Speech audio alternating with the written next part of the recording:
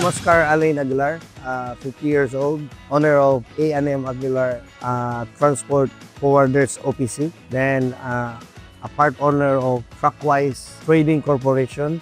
I started this company 8 years ago, the transport logistics company. Then this newly Trackwise Trading Corporation just recently. So for 8 years experience as a transport, okay ang dagan nato ta ato negosyo.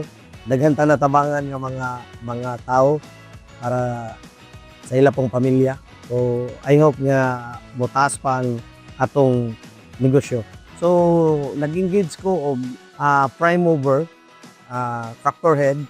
So nakita na ko si Arcon nga dako nga kumpanya nga mao akong gi-orderan sa tractor head. So pero wala ko magmahay kay dako kong pasalamat kay ang company nga akong gipalitan is a very legit company name Arcon.